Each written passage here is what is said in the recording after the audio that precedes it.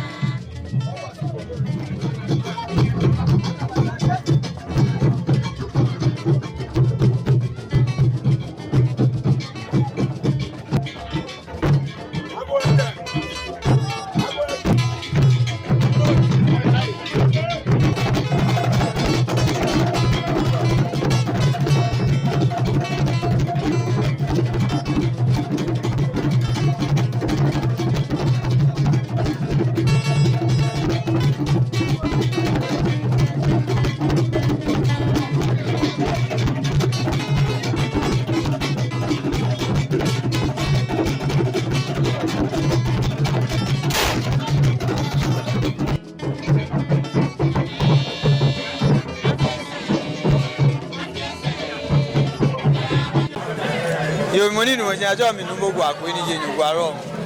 asene kwekwache guaro ye mene no na na afi o e ba na gege wo ba yi wa fi e alo wo ba yi o ba koto wa so an wo ni bibi ni wo fi o ke fe afo manye da ni wo ga chongo ga koto wo so an ni wo ba koto wa so an wo te gu akwo em ma che first week in March before Palm Sunday wa yi ma gu akwo em Oba Banshi, no say Oba Banshi, ye can fe aduma, afangma. Ni no fe ano fo manye, ni tu age ba kan ebini, age ba kpoto e swan bini. Lele no kpoto mo swan mo ba na ge lante jan we ke bagwa je we. Ame fe ame kpoto, ame swan dugome. Dani wo han kame ochi enyu. Oga nyina age wo mene ni fe mo alo mene no no ni nya bi o na ge wo kpoto won swan. Oga lante jan we fe wo kpoto wo swan dugome. Wo mene wo kpoto won swan. Ole ake lante jan we ko leto fi. Ona ake ne munye ye ka swan yo. Blema ku aje lante jan we ko me fi o. Egwa na unu na ko. Blema ku we go bote mi. Nani lante jan we ba kote no mi ameme o ke wo je ku akwo mi wo ba. Wana ke wo je wo ba ne ke no Sunday o zin na gbini.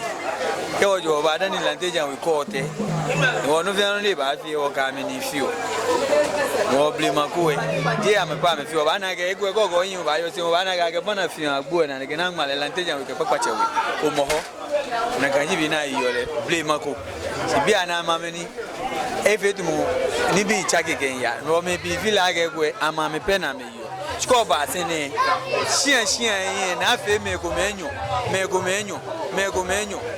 na gaji be ni yo ro lante jan we wo ga me afi wo ku mi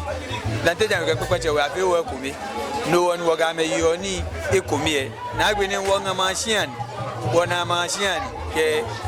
wo che machine no won wo ga me ta se ku mi no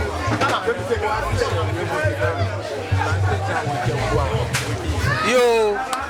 mi da mo fe mo sin mi mo fe mo afi o afi mo fe mo ni ba de wa yi afi ne ku e na ise ati mo ni e blo e ati ke bo le kutu we pe eje gbogbo enu aje mi geba ko le bu aso ewegun fe wegun no na media fo ayiwala mo fe mo ni ge wo afi mi jo mo afi no ke te sika no ni afi an to ga mo fe aje se flan e yaye futa ne bi ga na susu fa ba tre so no na ni chema pa mi nujumo o mi mo fe mo afi gbege bi hu yiwala ana na agbene ga gbele pepe mo fe mo ba ko oloke pain me Solomon nile Abraham nile Jacob nile ko na me ka kase ni because inobi ba ya inobi go glo baba o office ani machine anye ne twa no manya wa kenke noni makeji mahaga muntu fe ga chumu fe afi mi ha me afi dro ne kenke mi ha me afi dro mi wi keje ntwi mi ndi enche ake mi haga tete fe afi dro to say no ni keke na ma yueji waga machine lo waga ma efite ni wono jime ni wo fiti ole mba manjeli mi na afi nyuma ka etene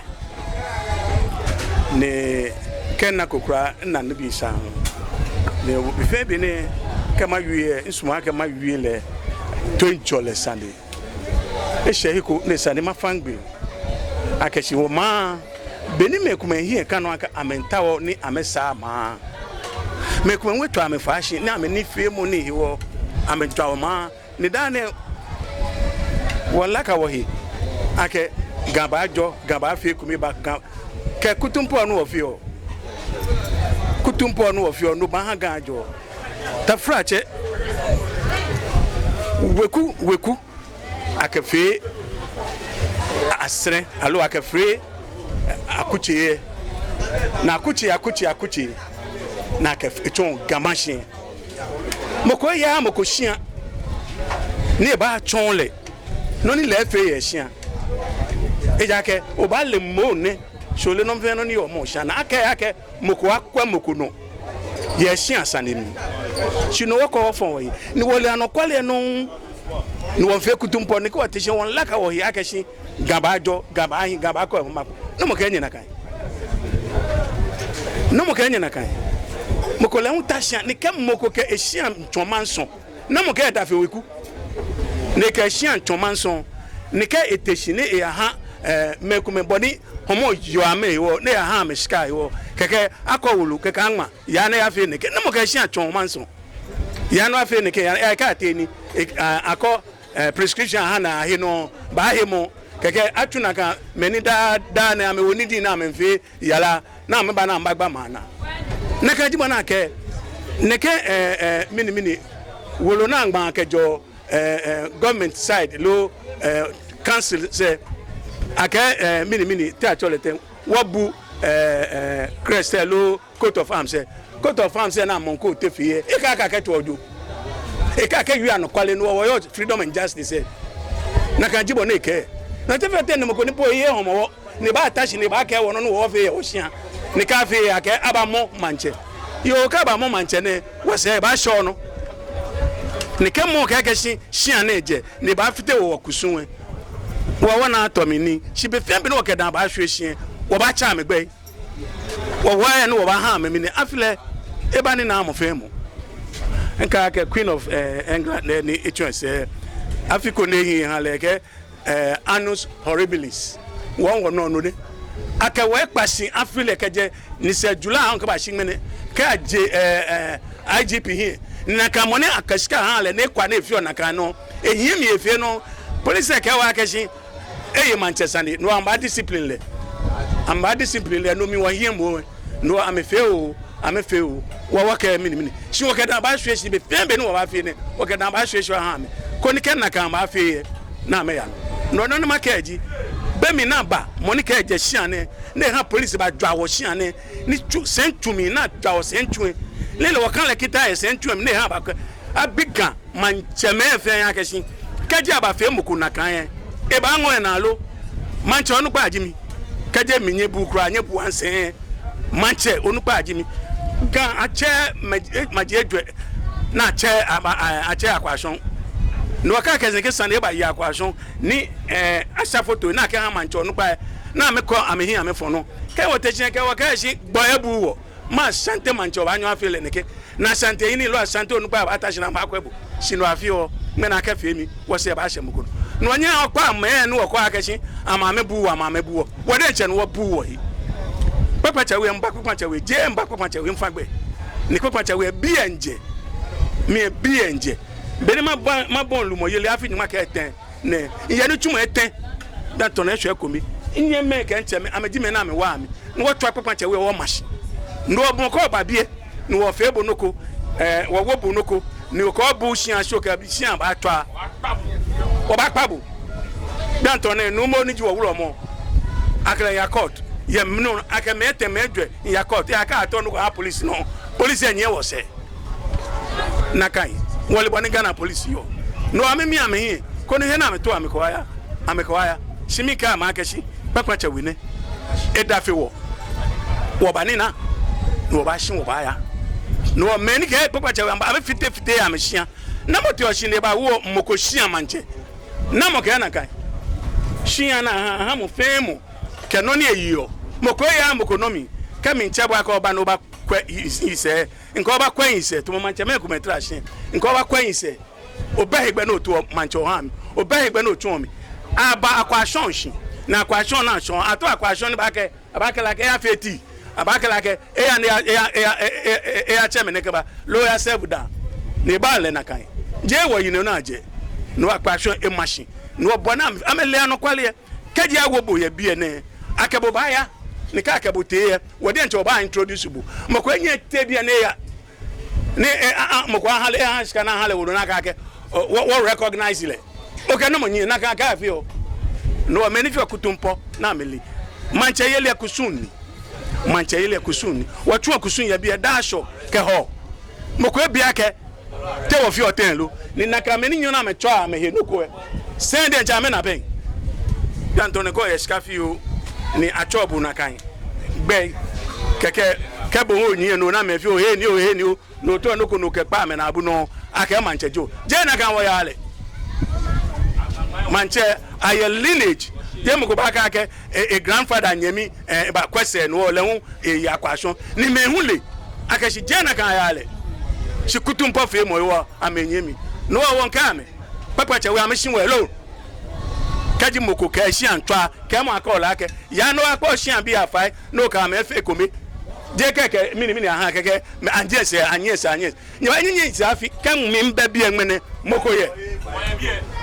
kan mi mba bi enmene moko ye na me kan na agashi mi pe yi in yo no pa yen in yo plan yen se no kan mi ji mini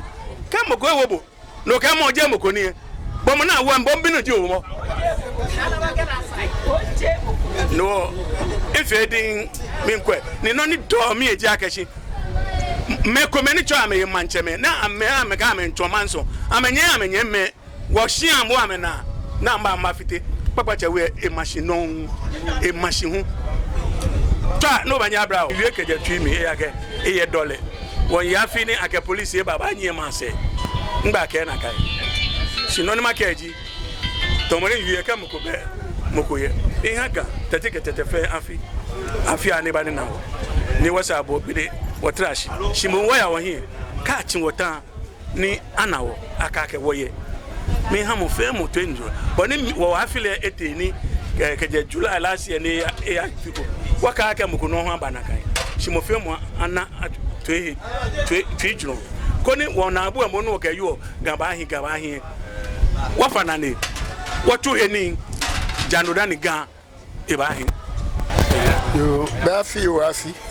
afuna pe o pa nyo abari na wo hinshi ni kemo kewo ma shile afi kumi wo to agana o moshi oduba no pe ni mitama ke government aji ejie eheye lubo ya sanimi e police for a warning kala ka mi nuko e amena me director uji IGP no ni le ba ka me ona mi ketuni allo e ana dodua etu ki adodua na bi dodua ni dodua debeji regional office Greater Accra regional office no kun siboni post for kame wo gane pe jinoni amane hunu wona dare yoy kecho Christian fuano kecho no bi kobano kecho wakusum bujano kecho wonu bi babao no dare possible ke wontwa ni govete hu enuwe senye yonko shikaji no vote amenye me challenge me shikaji wo gamash ne no ke no mimini no vote no le nanwo eno ho kralen tabamu manja jibo njio nini jibo jo abamu atobe no gba mi je tesaku romo no le batu shida amenye amekeleke nutuwo ne ato ngugo na ye akani ke ma from ma here ma from here ko ni te ma kunse baba ma from gan hi hu baje kole